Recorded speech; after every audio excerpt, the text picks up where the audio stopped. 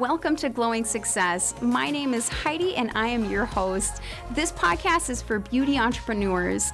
Join me weekly as we dive into the beauty industry's ins and outs, from business strategies, top-selling services, and taboo topics. I will be interviewing industry leaders with empowering stories and game-changing insights. Let's illuminate your path to success together. Let's jump into this next episode.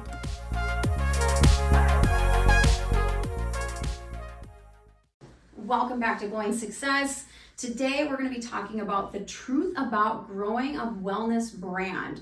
So expansion. So if you have a wellness beauty business that you're looking to expand, this is the episode for you. Tune into the rest of this episode to hear how Hannah with Decompress Massage grew her business.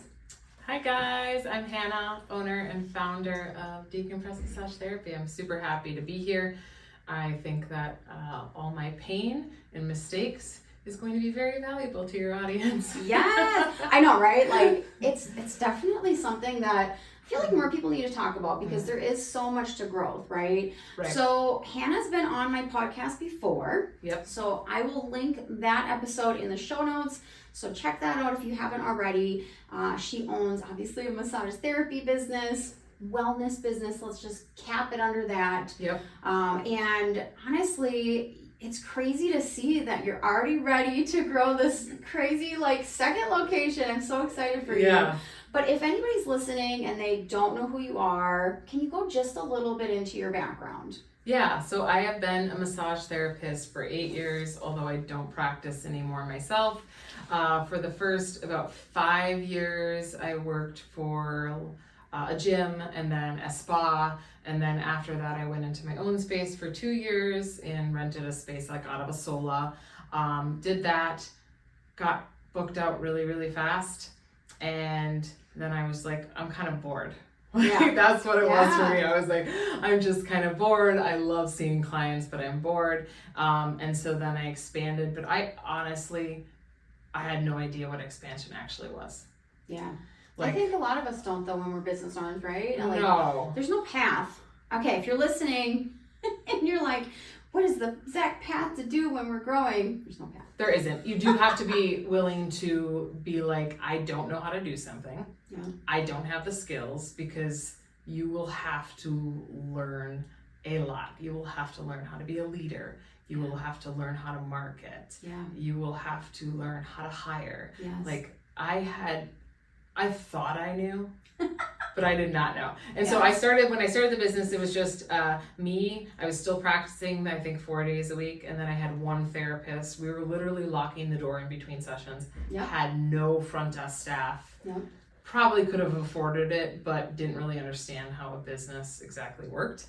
And how to use your money to make money. Yes. So I was just penny pinching it. And now I have 12 massage therapists, but I have a team of 17. I have a spa manager that pretty much runs my spa for me. That doesn't mean I'm not doing a lot of work. Right, it just looks very different. And so that's kind of where I'm at now, learning that the CEO position is a lot different than what you think it is, and you have to get used to really focusing on the long-term vision. Yeah.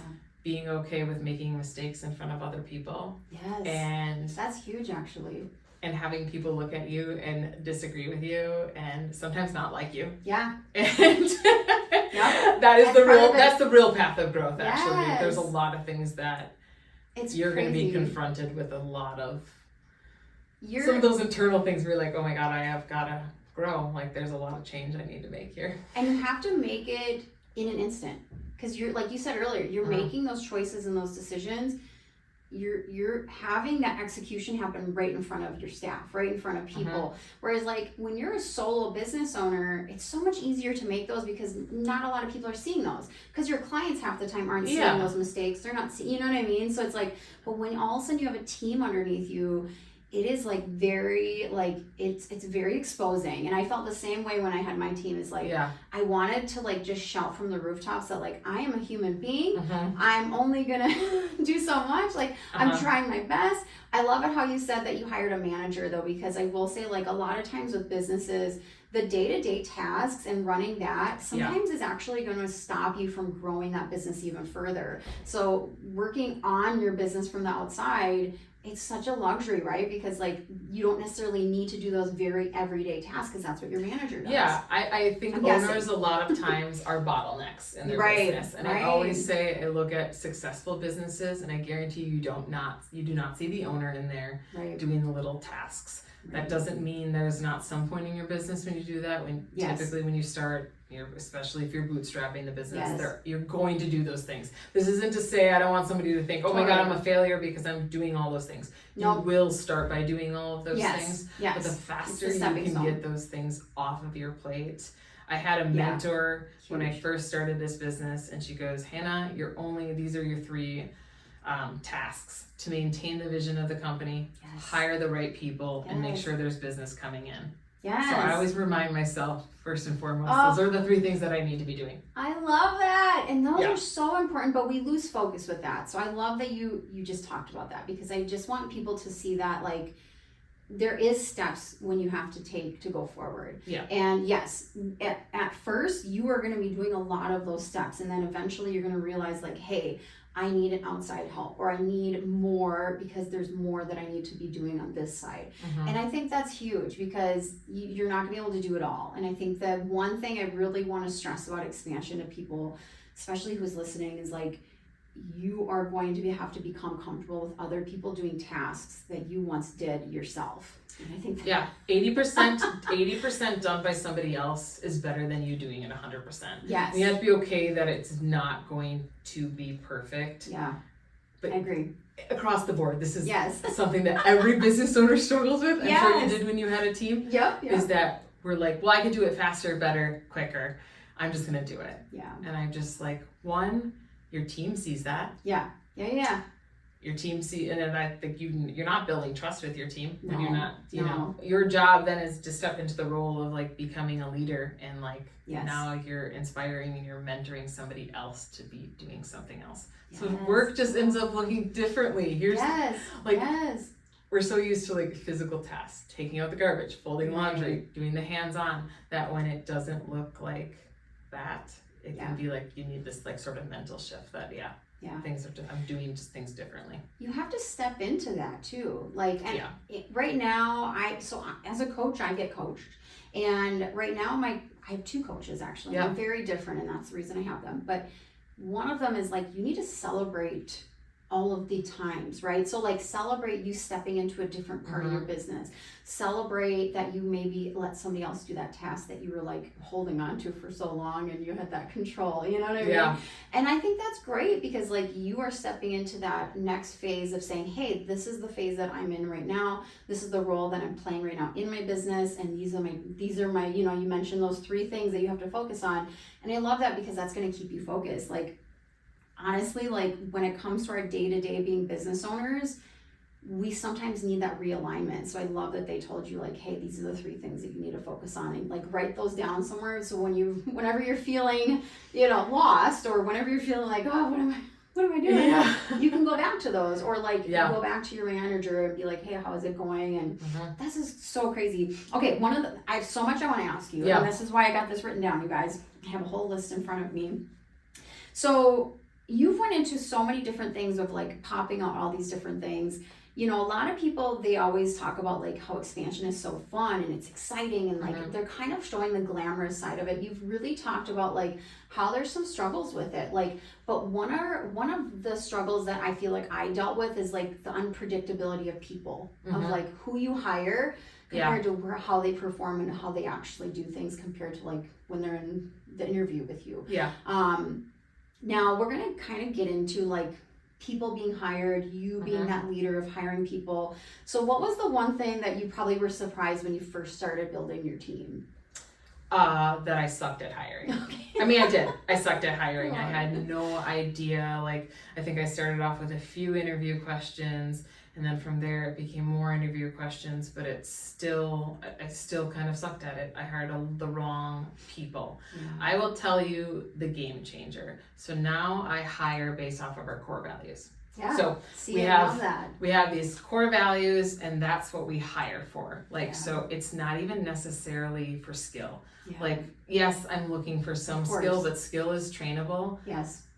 They have to be in alignment with who we are and who we're building. And of Yes. course, there are businesses, there are franchises I see out there, and that's not their business model, right? They hire anybody who's coming off the street, and that doesn't really matter. They don't care about the culture. But for Decompress, like, I really care about the culture. Like, I care that people can show up and be on that team, be happy to be showing up at work. And I have made so many mistakes with hiring, I can't even, like, that was my biggest issue.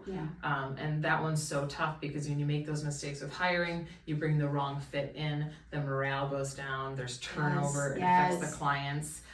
So now for us, what our hiring process looks like is our first interview has nothing to do with skills, anything. It's only core values. So it's like, here's what we value at Decompress. Here's who we're looking for. You're going to be the right fit if you align into those. So they can be first, and then, like, a lot of times we don't do a second interview. We're like, if that aligns with you, then reach out to us for that second formal interview. And sometimes people are like, no. Right. It doesn't And necessarily I would align. love that. I would prefer that. Like, be honest with yourself that you don't align with us, and like, Yeah.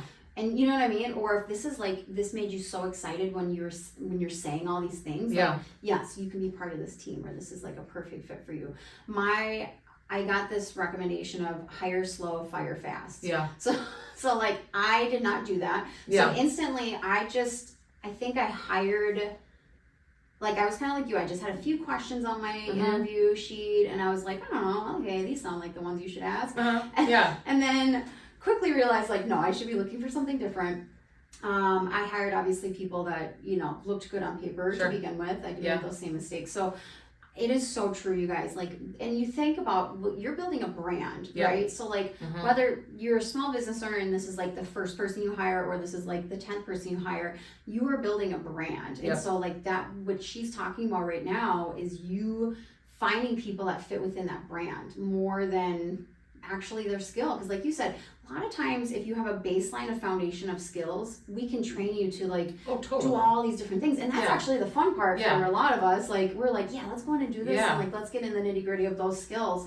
But that person and in that alignment, it's huge. I can't train attitude. I know, right? And the good thing about it is, as a business owner, you get to choose what those core values are, right? Like, so that can be like, my core values might not align with somebody, or they might not align with another business owner. But then after like a year or so, I was like, because we didn't have core values like the first year. I don't think a lot of people do. I think, you know, in business, we figure things out as we go, and like, sometimes those core values really take shape as you're in business, because sometimes you don't know what's important to you when you first started doing your business, and then all of a sudden you're like, oh no, this is actually really important to me. So I understand that. I think that's actually normal. I have a friend who's a business owner. I don't know if you've read the book Traction. But it's like, he went through the whole traction system, right? I haven't. But he, you know, mentored me on this when I was going through really some challenging issues with some team members.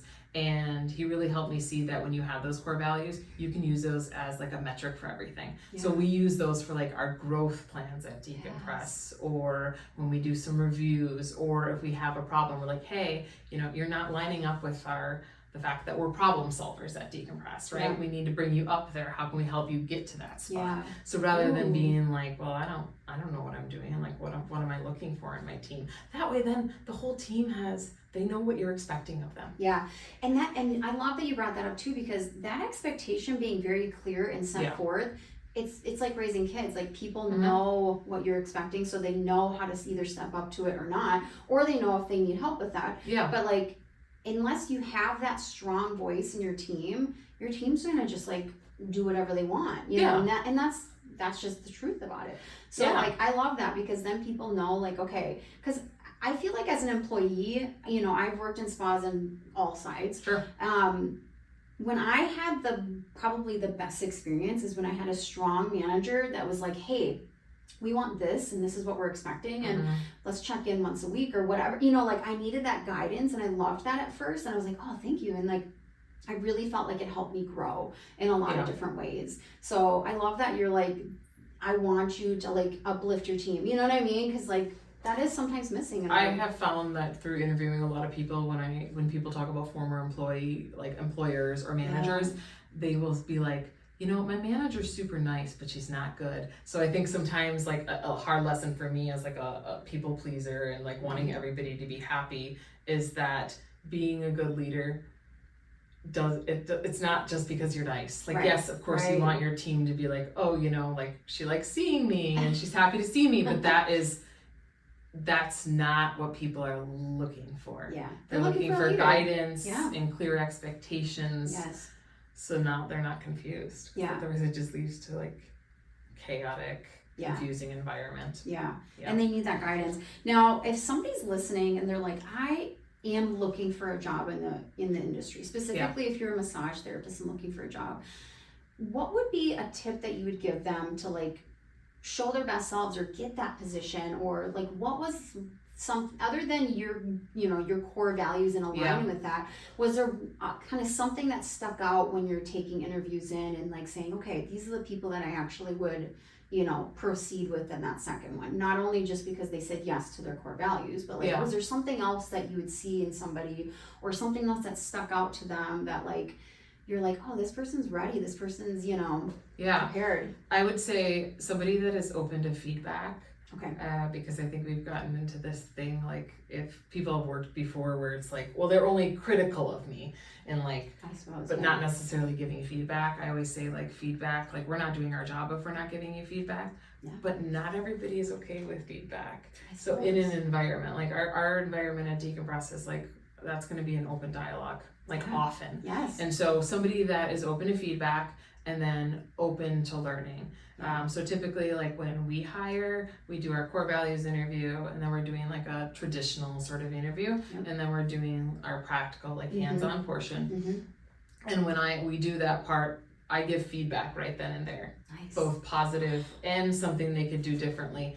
And I'm doing that partly because I want to gauge their response on like how they react to that feedback. Do they get defensive right away, or are they like, yeah, like that's something I could work on. Like, hey, like, cause I'm always like, yeah, hey, we do training. We're willing to like, how do you feel about that? And usually people are like, oh yeah, I'm so excited to do like training video, but they're not, that's not necessarily the truth. So that's a great way to see, like how they process that feedback. And usually if they're like totally on board for like, oh, I love learning.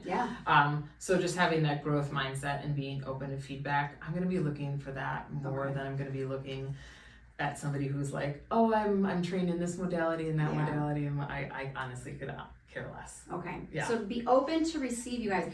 So I think that's amazing because especially in service industry, like I talk all the time to my coaching clients about you need to be requesting feedback from your clients because that's also the best way to grow. Like you could be doing something for a very long time and you're actually, pushing clients away, but you would never know that unless you ask for that feedback. But like also as a team member, that's amazing because as a massage therapist myself, like there's so many different ways you could do your massage. Obviously everybody's different in some ways, but there is some things that like some people just get into a habit of, right? Like bedside manner type stuff, or like, so I will say like, we can all take some critiquing to make that next level experience for your client. And I think that's amazing. I think that would be, when I was doing massage, like I would have loved that if somebody would have been like, hey, can you do this instead? Or like, have you tried this? Or, cause really that only happens in school generally, unless you do have a good employer. And so, or you're asking for feedback in a critical way. So like,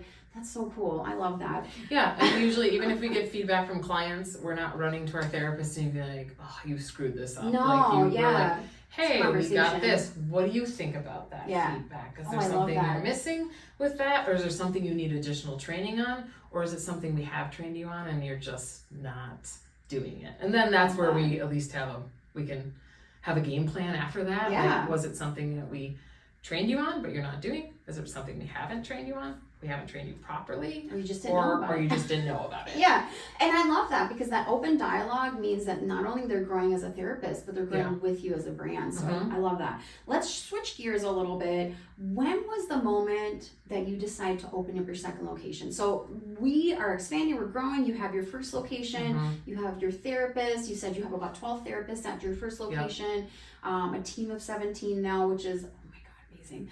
But now you're like, what was that moment where you're like, I think I'm going to do a second location? Oh, that's insanity. so funny. No, I'm just kidding. Yeah, a little bit of insanity. See, I was looking for another location probably a year in, and thankfully I did not find it because I was not ready. Okay, yeah, and I think we've all been there too. So sometimes you can think you're ready because one, marketing has always been my strong suit, so I know how to get clients in the door. I'm just, that's what I'm good at. I love it. Yeah. I was not good at a lot of the other things, and I'm still learning. And I've had admitted mistakes in front of my team and everything. Like there's things that I have definitely failed at. I would say that so I've thought about it for a while. But then I knew I was ready, when I had the systems in place. Yeah. Okay. Do not expand if you do not have systems in place. Yeah. So hiring, when we're talking about systems, we're talking about like hiring systems, like front desk, like system kind of expand into that. If a system for anything you can think of. Yep. And we even have a system for creating systems. Yep. So we have a SOP, system where it's like systems and processes. So every time, and it's not just me creating these anymore, right? So it's my team. So I'm like, okay, hey, Christina, my spa manager, when something comes up that we've never dealt with before, now we got to get a system. Here's the protocol for what you put into that system. Yes. So until you have systems, it's too hard because it's one-on-one. Then it's still very reliant on people. Systems don't solve everything. There still needs to be leadership and that, but you do need to have systems. So yes, systems for training, systems for hiring, systems for every little thing like inventory, and even marketing systems. Yeah. So people, I would not recommend expanding unless you can predict how many clients are coming in the door and you're not wishing how many clients come in the door. Because I do see a lot of business owners, they're like, oh, well, it's this time of year, or there's this, or I'm going to have this sale. And I'm like, that's not a system. And I think this kind of segues into a good point as a business owner. Get the skills. Yeah. Take the time to learn the skills. Don't get caught up yes, you're going to have the day-to-day, but eventually I've spent probably $5,000 on copywriting courses alone. Totally. Just learning how to write better copy. I didn't have that skill. And I love that because even if you eventually start hiring for these things, you still need to know if the person you hired is good or not, or if they are. And also, I'm a true believer in doing everything in your business at some point. Yep. So you can know if it's going well, if it's not going well, if it's that person you hired is good, if that person leaves, you can pick up where they left. You know what I mean? And I love that you say that because there is something to be said about growing within that. Yes, you can have people do those tasks for you, but there's something essential about knowing those. That's a great point because a lot of times business owners would be like, well, I'm going to hire that marketing agency and they're going to fix all my problems. I'm going to suddenly have a lot of clients. We did that at the very beginning. I hired a marketing agency and they were using one of the keywords prostate massage. And and I was paying them thousands. I don't know what there was. There was an error. But I had no idea what I was looking for. Right. I had no idea if what they were putting out was good. I was just like, oh, you're going to solve my problems for me. So that's a great point. You don't have to become the best copywriter or the best, but get a sense of what that looks like so that if you do hire somebody, you know if they're doing a good job or you know what a good return on ad spend is or you have a general idea. Don't pass it off until then. Yeah. You'll regret it and you'll just, you could literally waste thousands of dollars and not get a client to the door. I agree. So it sounds to me like that moment that you had when you're like, okay, I think I'm going to go into a second location was you were like, there's predictable sales coming from this first location enough for me to validate the idea of opening a second one. Yeah. And then I knew that I had a marketing system. I love that. I'm diversified through different channels. Yes. I think we've talked about it. I love marketing. Yeah. And so that's we're not just relying on one thing to get, and I cannot say that. I know the basics about marketing. Learn the basics. Learn the basics. Marketing. And when I say learn the basics, and this is probably different for every person, but for me, understanding the psychology of why people say yes, why people purchase, why people do things, because once you understand that there's some sales psychology behind everything you do, it becomes so much easier after that point. It becomes so much more fun. And obviously then you can work on your messaging, you can work on, why you're showing up the way you are, and then understanding that client is just, there's so much magical pieces that come together, but everybody's different with like their aha moment with marketing. So little triangle, give you guys a little tidbit of information. Right media, right market, right message. Yeah. If you have one of those off, you're gonna miss it. But if you have those right, it's like you could use the yellow pages and win, right? That was right where your market was hanging out. But it's like people get caught up in like, what are the trends or what of this? And I was like, marketing hasn't changed. No. Since the dawn of time, it has not changed. It's all the same. We think, our clients are too smart for this. No. Or they're like, just like, no, or that's cheesy. And I'm like, actually good sales is kind of schlocky. Actually, it sounds a little bit cringy. It's a little bit cringy, actually. Yes, because it makes you want to watch, or it turns your head, or you're like, laughing at it. I agree with you. Show up where your clients are. So if your clients aren't on TikTok, don't be showing up on TikTok. Yeah. The message needs to hit with them. And I think a lot of times it's like, we need to hit with them in so many different ways. It could be like their pain point. Are you talking about their pain point? Obviously with massage therapy, a lot of people are finding body aches and things like that. Well, let's talk about like that even further of like why this helps. And there's so many different things. So I love that because dive deep into your marketing, people. Dive deep into it. We've talked about your team. Yep. We've talked about why you grew into a second location. How exciting is this? Like you are embarking on even more growth now, which is so cool. I'm so excited. Obviously your second location is going to be the same vibe and something similar to your first one, I'm guessing. So you're not like reinventing something all over again. No. You're just, if anything, you're just expanding. You're just, taking it to that next level. Are you going to be moving into a whole different side of town? Is it going to be, some people expand and they expand into like just one city over, let's say. Are you going to be expanding into many cities over? Without giving too much information. We're going to be opening our second location in Plymouth. Well, sometimes I'm like, is that too close? But I think that's just a totally different area, right? Like Maple Grove, Plymouth. Yep. I'll give kind of the quick backstory on this because I think people are like, I love it. There's the whole manifestation thing, and sometimes I feel like it gets a little woo-woo, but I just don't think you can make this story up. No, I believe in it. I was but I was looking at a second space in Woodbury because I was like, okay, that's further away. Our clientele is there, and it just ended up being like the numbers were just way too high. It was a really expensive lease, and it was a really expensive build out, and I kind of bootstrap my business. I don't take out loans. I just make it happen. Yeah. And so I was like about to we were kind of going back and forth with the landlords, and I was like, this just does not feel right. Like this isn't it. This is not it. This is way too expensive. I didn't, and I wouldn't have been ready then either to expand. But the intuition, your intuition was telling you all those I was things. Like, this is not it. So we decided not to do that, and I told my husband, I was like, you know what? We need a space that is built out, that just needs cosmetic. Yeah. That's affordable. Oh. I was like, okay, but that's really hard to find, right? It's hard enough to find a space to lease in the right area and now built out space. Yeah. And then there's so many things that come into play when it comes to commercial leasing, you guys. So I will say, when she's talking about that, it's like looking for houses. You have to look at a lot of places.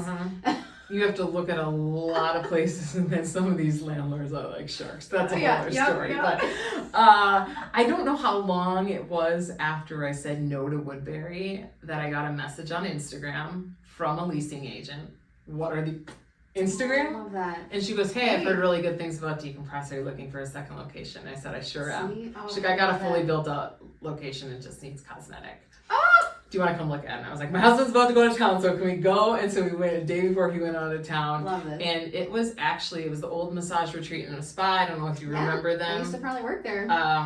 They don't exist anymore. It's next to Cub. I used to work at that one. Do you? Yeah, I did massage, and I did aesthetics and great. And it was great. Anyway. That was the only place I've gotten professional massages places, but 6, 7 years ago, I got a professional massage there. If you would have told me when I was sitting on that couch, when I was working, making $20 an hour, yeah, that I would be leasing this space, I would have Isn't said that you wild? were crazy.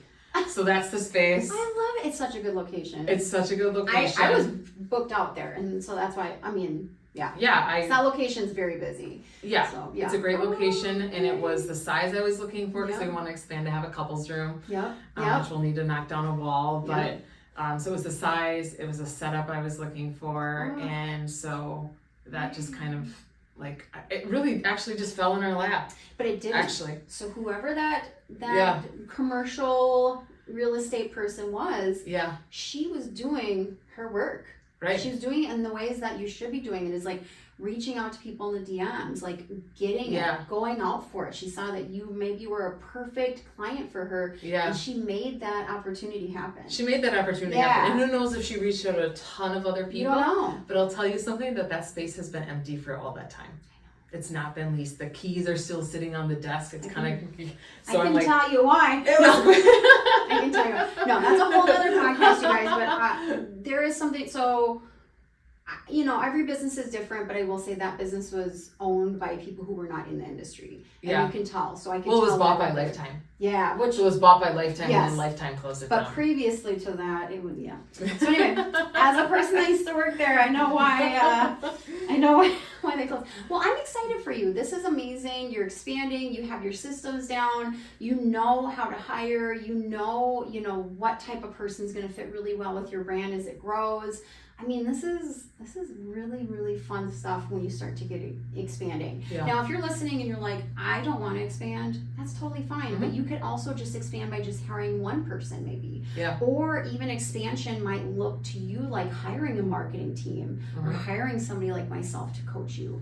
So expansion is very different for every person. Yeah. But if you are thinking about even just expanding into your team, I think that Hannah gave you lots to think about, lots of things to write down, lots of great ideas of like, okay, this is how I could focus or refocus, or like, sometimes we get sidetracked. What is maybe one thing that stuck out to you? And you probably have already given this little piece of information, but what's something that stuck out to you as a good piece of advice for somebody who is trying to grow? Work on yourself first. Perfect. I would say, yeah. Work on For yourself sure. first, like, because growth can seem, like you said, like from the outside glamorous and exciting, and the truth is it's sometimes exciting. There's highs and lows, but there's a lot of lows, and I say if you're willing to take like personal responsibility for everything, like if you're willing to say that's my fault for everything, even if it's a team member, it's your fault at some capacity, like you didn't train them, or you hired them the wrong person, or whatever it may be, like you have to take radical accountability. And if you can't, you're not ready for that growth. So I would say but some of that growth is only going to happen when you are going to fail. Yeah, for sure. So like that's another 100%. thing. You Like have take to. the leap. Do not like people who just sit and then ruminate over and over. Like I have to make it perfect before I do it. Launch it. Be willing to like make those mistakes. Learn from your mistakes really, really quickly. Fail again and again. And keep on going. And then just keep on going and be like, what could I grow? How could I do this better? Like constantly be seeking that growth. Like business ownership will accelerate your growth. Like nothing else will. Because you have to. You're forced to. You're forced to. Step in that position. But I love how you're like, I love failing the fastest you can fail, basically. Like trying is going to get you there. And I talk about this all the time, is like you need to just do. Like you just need to do. Because you can, as just human beings, and this could be something that you just do too, but like we are gonna want to make it perfect, right? Because you want to present the best thing yourself forward, or the best thing forward, but that's just not how it happens, and it's not how it works. And like everybody's business is completely different. You could know and that's the other thing that I learned very hard too, is you could read all the books, you can take all the courses, and you still just need to do. Physically, you just have to put it into action. So there's only so much information you can absorb before you just have to start taking action constantly. And that's really where the sweet spot is like, okay, I learned now from that. Okay, I don't want to do that again. Or okay, I'm going to do more of this. And that's really all it is. Like, Because the business owner that you see that you're like, wow, they have, how did they get 5 locations? Right. What you're not seeing behind the scenes is all that the they were failure. rapidly making mistakes Yes. while you were thinking about one. Yeah. Like, Same thing with posting on like- social media, right? Yeah. Like, post it. I don't care who you are. Uh-huh. Or give that person a card. Or, like, go introduce yourself to that next door neighbor. Or, you know, whatever the case may be, just physically go out there and do it. Yes. Love this. Love Yes. this. Yes. Well, Hannah, thank you so much for being on.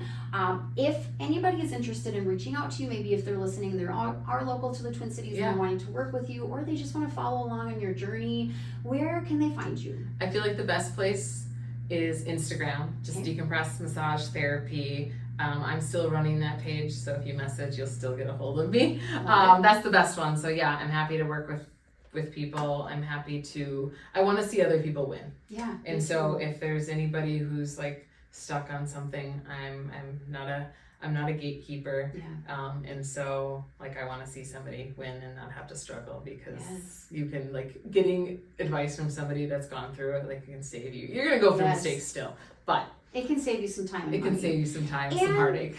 Solo business owners, sometimes it's lonely. So reaching out to other businesses and making that friendship is sometimes all you need too. And I do run an entrepreneur group. Cool. Yeah. And that we meet monthly, and it's small, but it is I love a that. group of humans that is dedicated to growth. It's action oriented.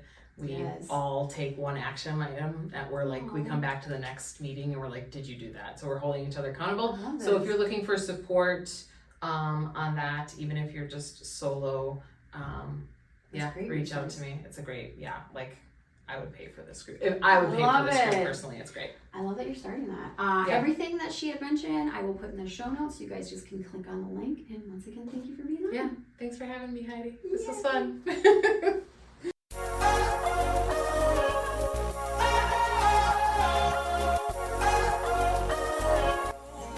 I hope you liked that episode and found something useful or tip that you can use immediately. And my episodes come out weekly, so I'll see you in the next episode.